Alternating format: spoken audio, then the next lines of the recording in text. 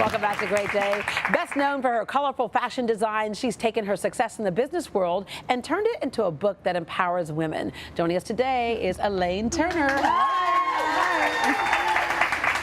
Elaine, a lot of folks know about your story of kind of growing up in an entrepreneurial story out of Sugarland, Fort area, and just like a really cool businesswoman. Yeah. So what made you decide to go from the clothing part to the publishing part and writing a book? Yeah, well, you know, it's been a journey, and I felt like for a long time I had been writing sort of as a therapy for me, just dealing with some of life's challenges. And, you know, all of a sudden I kind of came to this clarity after I met a woman in Dallas who sort of enlightened me to the idea of what fashion had brought into her life, and it sort of led me on this exploration with women and the myths that we've been told, and that kind of led me to pen and paper. Yeah. What did she say?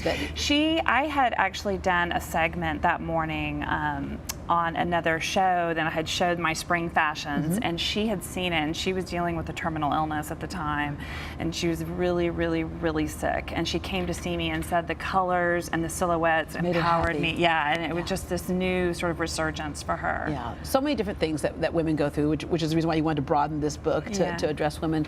And one of it is that question of always, can we have it all?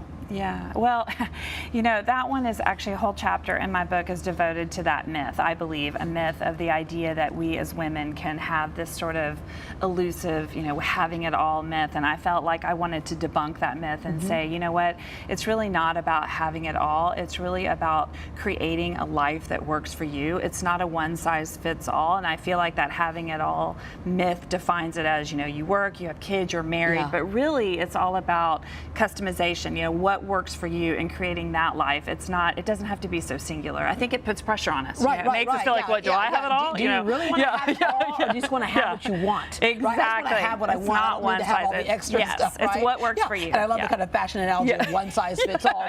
Don't ever trust anything that says one size fits all. That is not true. It doesn't I'm going to tell you right now, you should have seen the dress that was on me yesterday. It was not one size fits all. Okay, there's also the Cinderella myth. Yes, and you know, that whole idea this idea of perfectionism, right? And obviously we all love Cinderella, but it sort of laid this foundation of, you know, women act a certain way, you know, women look a certain way, and women have to have a man to fulfill them and to make them feel like they're complete. The damsel in distress. And ultimately, as we know, that's untrue. And so it's really this idea of empowering women to see another way. Yeah, because if you're waiting on your Prince Charming, good luck. Yeah, keep on stepping. Okay, without a glass slipper. Okay, your company, you're in a business that can be so crazy and so wild one minute to the next, and you also kind of write around that whole experience in retail. Yeah, you know, I was really vulnerable and honest about the challenges that I've had to go through in this business with retail and what's happened in the retail environment, and wanting to share, sort of break that shame barrier about everything is this glorious, glamorous life. It's not.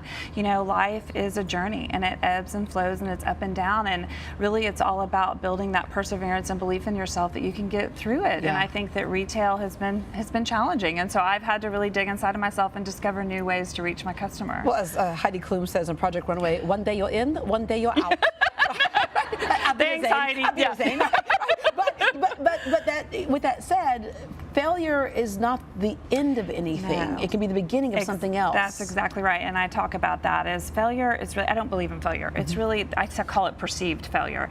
That ultimately, failure is a gateway of discovery into something that ultimately leads you to the better path, you know, and I think we look at it as a roadblock and as a door closed, but really, if you really look at it differently, it's an open door. It could be a detour to the right life. path. Yeah. All right, you have lots of great favorite stories in here, but what's one of your favorite stories?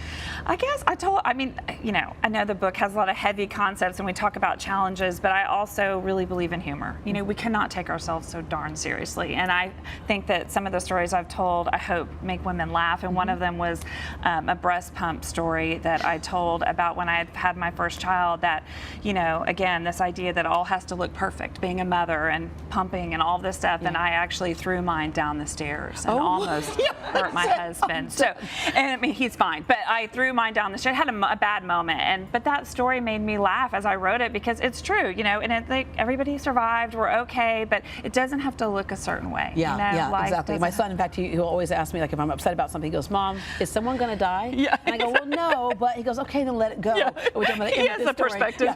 Yeah, this little fashion story. So, you know, he's 14 now, and I bought him his cool jeans because now he cares what he looks like, because there's girls he discovered at school, right? So he's like, "I don't like them anymore." I mean, what do you mean you don't like them anymore? They cost too much for you not to like anymore. He goes, "I don't like them anymore." And I was so mad at him. I'm like going, "Seriously? You just changed your mind like in a week?" So I walked back to my closet, I threw him on the floor, and I picked him back up, and I put him on, and I buttoned. I went, "Look at Mama." Yeah, Look at repurpose. Mama, right? Yes. Yeah, And repurpose. he looks at me, he goes, "You can't wear those. They have a fly." And I go, "So do the girl jeans. Okay, they're mine now." Yeah. But anyway, Elaine, thank you very much. I Thank always you. love seeing Thank you. you. Elaine's book is out now. You can find it online. For more information, visit greatdayhouston.com and go shop at her stores too.